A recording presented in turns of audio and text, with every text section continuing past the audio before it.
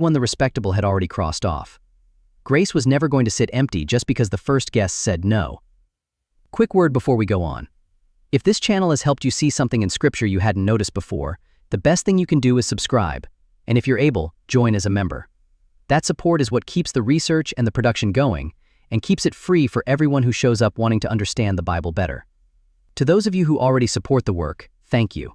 It genuinely makes this possible. Now back to that packed hall, because the story is about to do something we don't see coming. The king comes in to see his guests. The room is full, the celebration is underway, and he's moving through the crowd. Then he sees one man who isn't dressed for a wedding. The word Matthew uses for the clothing is endima, simply a garment, the outer clothing you'd put on for a special occasion. And this man doesn't have it.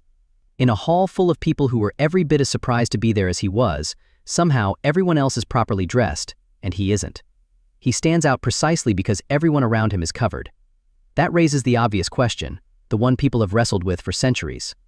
If these guests were pulled in off the street with no warning, how could any of them have the right clothes? Where would a beggar grabbed from a roadside get wedding attire on the spot? It seems unfair to fault a man for not owning something he never had time to find. The answer sits in the customs of the ancient world, and it quietly changes everything. At a royal feast like this, the host was the one who provided the garments. The king supplied the robes at the door so that every guest, rich or poor, clean or filthy from the road, could walk in looking like they belonged. Think about what that solves. It means the beggar and the merchant end up dressed the same. It means nobody's poverty embarrasses them at the king's table. The provision levels everyone. Which means to accept the robe honored the king, and to refuse it was a deliberate insult thrown right in his face. So the man without a garment isn't a victim of bad timing. He's not the one guest who slipped through a crack. He's a man who was offered the covering and said no. He walked past the provision the king laid out at the door, looked down at his own clothes, and decided they were good enough for a king's wedding. And then the king speaks to him, and the word he chooses carries a chill you can only hear in the original language. "Friend," he says, "how did you get in here without a wedding garment?" Friend.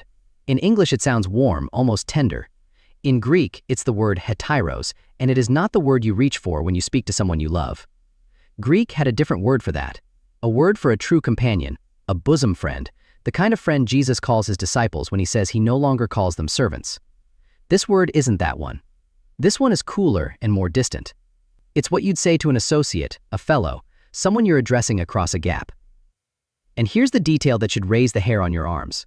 Matthew's gospel uses heteros only 3 times in the entire book, and every single time it lands on someone who is in the wrong.